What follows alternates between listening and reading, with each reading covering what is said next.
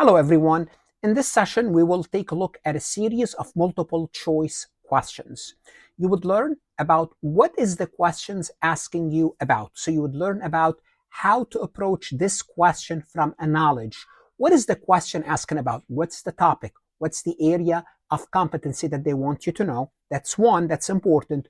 Two is how to answer the question, strategy on how to answer the question.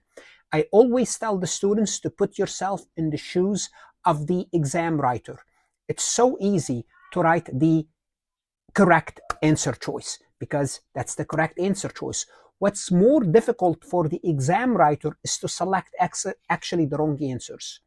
And under those circumstances, if they select obvious wrong answers and you understand the topic, it's easy to spot those wrong answers. So it's harder for the exam writer to choose the wrong answer because they have to make the wrong answer difficult. And that's difficult by itself because the right answer is correct. They know the correct answer, they can put it. So if you understand the topic, it's easy for you then to spot what's obviously wrong. So that's what you need to know. Also, as I'm going over these questions, I will make sure I will point out what to look for in the question. For example, if there's except for, all the following are correct except, you have to be careful. Except for is you're looking for one answer, maybe 3 incorrect, 1 correct, or 3 correct and 1 incorrect. So you have to be careful what you are being asked. Always, if there is a question with a lot of numbers, read what you are being asked first, because if the question involves a lot of financial data, they could ask you many questions. First, look at what am I being asked. So as you navigate through the data, you would start to kind of pull that relevant data that you need to answer the question. So I will show you these techniques step by step, whether you are a CPA exam candidate, CMA student, or an accounting student, or a finance student.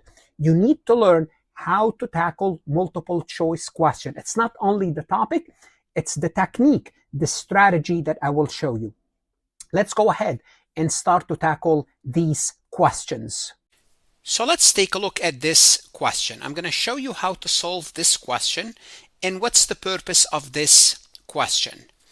All the following items are not in comprehensive income. In other words, they are not in comprehensive income except for one. There is one in comprehensive income and the others 3 must be not in comprehensive income. What is this question asking you?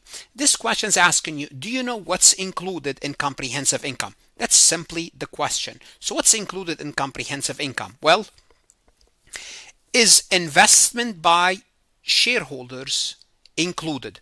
And I hope you know comprehensive income include all of that except anything that does with the investment by shareholders. So that is out. Investment by shareholder, we could eliminate this option. Dividend paid to shareholders, same thing. Dividend paid to shareholders is not included in comprehensive income. It's not included. Therefore, dividend paid to shareholder is not. Now you need to know what's included in comprehensive income. Do you know what's included? Well, what's included in comprehensive income is foreign currency translations, gain and losses. We don't see that here. Unrealized gain or losses for debt securities. Now be careful. What's going to happen is they might give you unrealized gain and losses for equity. Be careful. That's not the case. Debt securities. So be careful. It's specific debt securities. The effective portion of cash flow hedges is included, and the changes in the pension plan, changes in the value of the pension plan. So in between changes in accounting principle and changes in the value of the pension plan, I would go with the changes of the value in the pension plan. Changes in accounting principle are not included in comprehensive income. They are not. Depending on what the change is, it might be an adjustment to retained earning. Let's take a look at this question. Again, when there's a lot of numbers, look at the question first. Given the information, what would be XYZ reported retained earning at the end of the year? So simply put, retained earning at the end of the year. Well, you have to know how retained earning is computed. We have total retained earning as of the beginning of the year. We can start with that. That's fine, 7.2 million. Total cash dividend during year 5, well, it's going to be deducted. Dividend is deducted from retained earnings. So we're done with this, we're done with this. Total stock dividend distributed. Stock dividend comes out of retained earnings. So any dividend comes out of retained earnings. That's the definition of dividend, is you are distributing the retained earnings. You are distributing the profit. That's done. Foreign currency translation gains. Be careful, be careful. Foreign currency translation gain is a CI item, comprehensive income. So this is the trick. We don't include this. Prior adjustment recorded at the beginning of the year, 300,000. It looks like a plus. It's a plus number. If we have to make an adjustment, it means we're going to add. There was an error.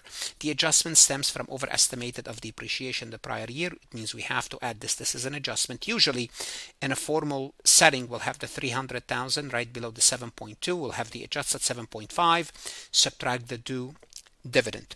And it looks like we had no profit for this company. All in all, if we compute the math, it should be 3.2 million ending retained earnings. And what you will do, you will choose this answer, 3.2 million. If you like what you just saw, how to solve these multiple choice questions, whether you are an accounting, a finance student, a CPA exam candidate, a CMA exam candidate, I strongly suggest you visit my website for additional MCQs, video MCQs. That's going to help you whether you are a student or studying for a professional certification. The best investment you can make is invest in yourself. Check out farhatlectures.com. Start your free trial so you have access to additional resources and succeed. Good luck, and I hope to see you on the website.